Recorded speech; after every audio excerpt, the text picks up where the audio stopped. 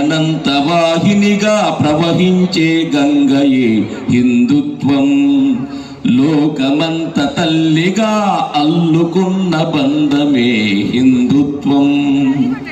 దేహమనే ప్రమిదలో దీపం వెలిగించుదాం, జీవితాన్ని కొంతైనా దేశానికి పంచుదాం. ఇవ్వడమేలే మన జాతి లక్షణం, ఫలములిచ్చుటే గాని కోరదు ఫలితం. ఎన్ని యుగాలైన గాని మారినది ఈ గుణం, ఎన్ని యుగాలైన గాని మారనిది ఈ గుణం. ఎంతైనా మనమంతా తీర్చాలి ఈ రుణం.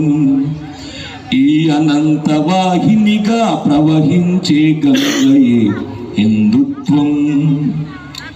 లోకమంత తల్లిగా అల్లుకున్న బంధమే హిందుత్వం.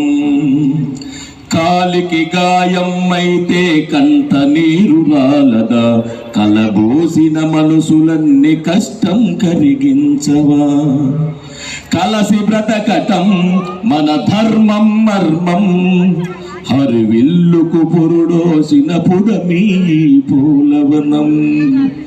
వేష భాష భూషణాలు వేరు వేరు పంతాలు, వేష భాష భూషణాలు వేరు వేరు పంతాలు. మన జనని భరతమాత మందిరాన తోరణాలు.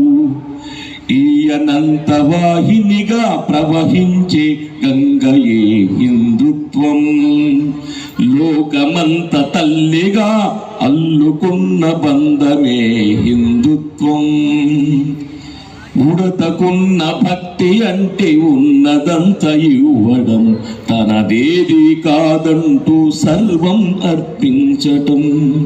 సమర్పణములే మన జీవిత సూత్రం, సమిదెలైతేనే వ్యాపించు సుగంధం. మానవ కళ్యాణముకై మునుల వోలె బ్రతుకుదాం, మానవ కళ్యాణముకై మునుల వోలె బ్రతుకుదాం. ఆజీవన పర్యంతం అమ్మను పూజించుదాం, ఆజీవన పర్యంతం అమ్మను పూజించుదాం. ఈ అనంత వాహినిగా ప్రవహించే గంగయే హిందుత్వం.